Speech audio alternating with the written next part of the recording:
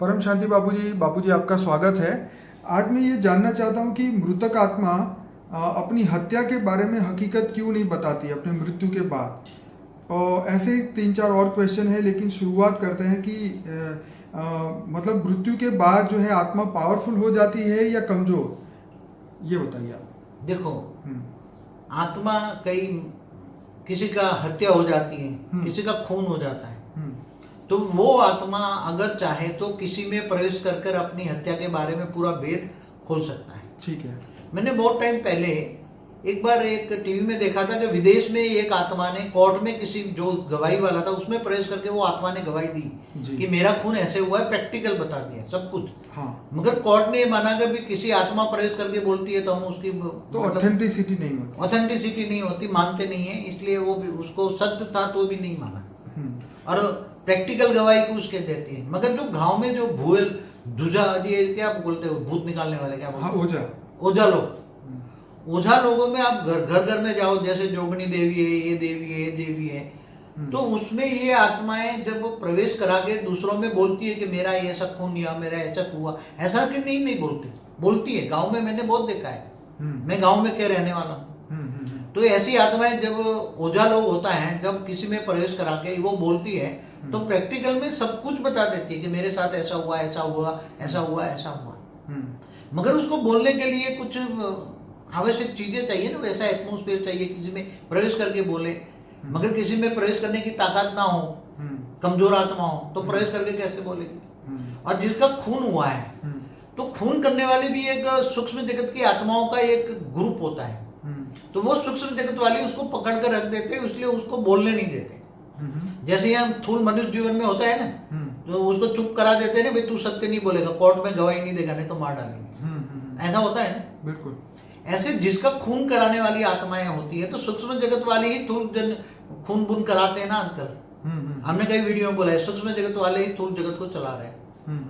तो जो खून कराने वाली आत्मा है सूक्ष्म, और आपस में ये जो आप रोड पे देख रहे हो, तो एक दूसरे को आपस में टकरा कर जो कर देते हैं, एक्सीडेंट कराते हैं, वो भी कराने वाली आत्माएं होती हैं। दो ड्राइवरों के अंदर दो आत्मा प्रवेश कर जाए तो वहां का एक्सीडेंट से, क्योंकि उनको चाहिए आत्माओं को वो अपने अंदर कंट्रोल कर लेते हैं। जैसे पहले मनुष्य को गुलाम बनाते थे ना, एक बड़ा मनुष्य दूसरे मनुष्य को गुलाम बनाता था, राइट। ऐसी तरह ये भूत प्रेत योनि में भी आत्माओं को गुलाम बनाकर उससे काम करवाया जाता है। तो बाबूजी यहाँ पे ये क्वेश्चन है कि जो मृतक आत्मा है, जिसका खून हुआ है या जैसे भी उसका एक्सीडेंट हुआ या जैसे उसकी डेथ हुई है, तो क्या वो अपने परिजन को जो जिंदा है उनके सपनों में आके ये बात नहीं बता सकती? कई बार कईयों को सपनों में आकर बोलती मेरा खून इसने किया है, कई बार होते हैं ऐसा, कई बार बोल सकती हैं, कई बार जैसे आपने प्रवेश कराने की बात कही कि भी वो ओझा किसी में प्रवेश करवाती है उस आत्मा को, और बोलने का चांस। तो गांव में ये बहुत रिवाज है जहाँ ओझे हैं, तो लेकिन वहाँ ऑथेंटिसिटी का प्रॉब्लम होता है ना, कि वो बोल गया या कोई और बोल गया। क्योंकि आत्माएं और दूसरी पावरफुल हो तो प्रवेश करके उल्टा फुल्टा भी बोल जाए, दूसरों को बदनाम करने के लिए। दूसरों की बदनाम, इसलिए ऑथेंटिसिटी नहीं होती। क्योंकि भूत प्रेत योनि जो होती है उसमें जो बोलने वाली आत्माएं होती है, उसमें भी राग द्वेष बहुत होता है। मनुष्य जो, जैसे एक बात बताऊं, मनुष्य जब शरीर छोड़ता है अंतमति सो गति, जब मनुष्य जब पूरी जिंदगी राग द्वेष में, विकारों में, माया में फंसा पड़ा है, तो मरने के बाद 3 तत्वों में बहुत नेगेटिव हो जाता है, वो तो अंतमति सो गति। वो तो हमारे शास्त्रों में लिखा है कि मृत्यु से पहले वैर, द्वेष और वासना, ये तीनों चीजें छोड़ देनी चाहिए।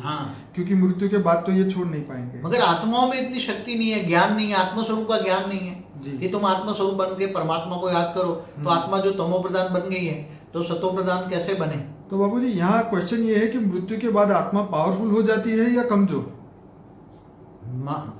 आत्मा अगर सतो प्रधान है, सारी आत्मा है, उसके श्रेष्ठ गुण है, तो शरीर छोड़ दिया ना, तो 2 तत्व हल्के हो गए ना। आत्मा पर जो लोड था 2 तत्व, तो उसके लिए ये बेनिफिट है, तो उसके लिए बेनिफिट है। ओके। और जो नेगेटिव आत्मा है तो वो और नेगेटिव हो जाएगी, पॉजिटिव आत्मा और पॉजिटिव हो जाएगी। समझ रहे? क्या बाबूजी ये स्थूल चीजों को हटा सकते हैं, हिला सकते हैं?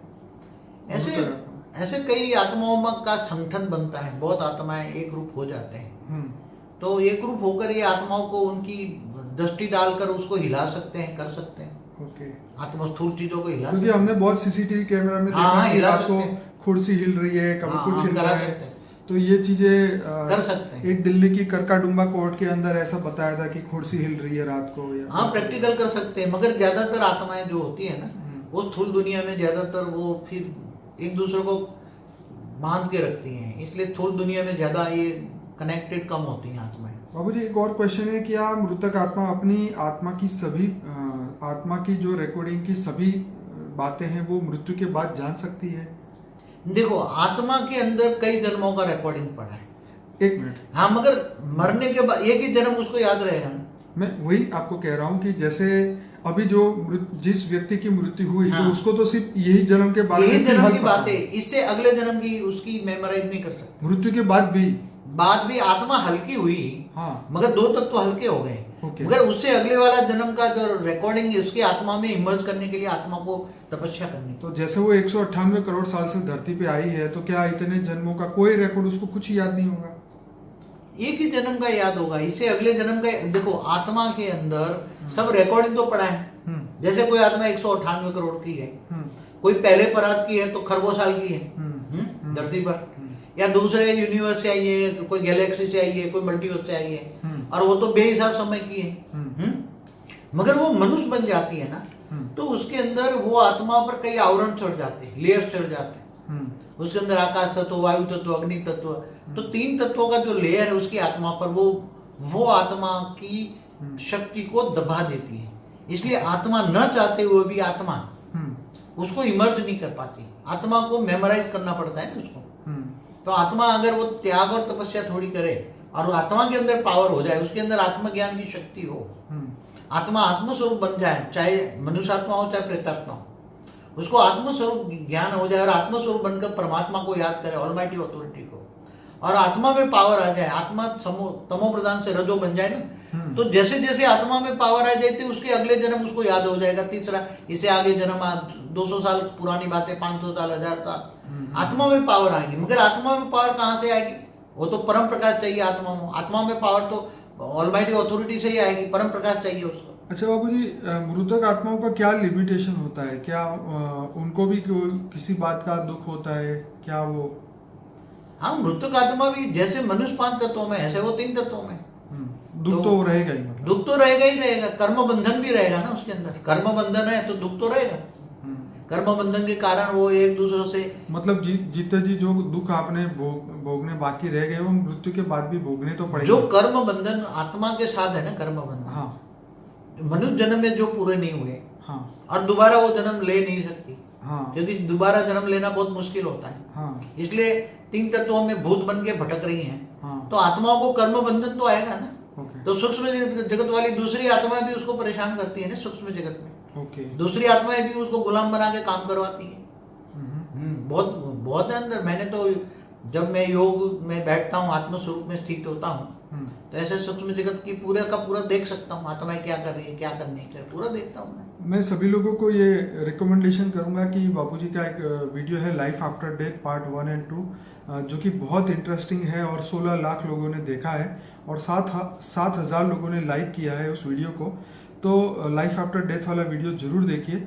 और ये कुछ क्वेश्चन जो अभी नए निकल के आए थे वो हमने बापूजी से पूछे, तो सभी आत्माओं को हम जरूर ये कहेंगे कि हमारा अनस्पोकन ट्रूथ बाय बापूजी का एक प्लेलिस्ट है, उस प्लेलिस्ट को आप पूरा देखिए। 105 वीडियोस है उसके अंदर और सभी अलग अलग टॉपिक के ऊपर वीडियोस बनाए। हालांकि हमारे चैनल में 1500 से ज़्यादा वीडियोस है।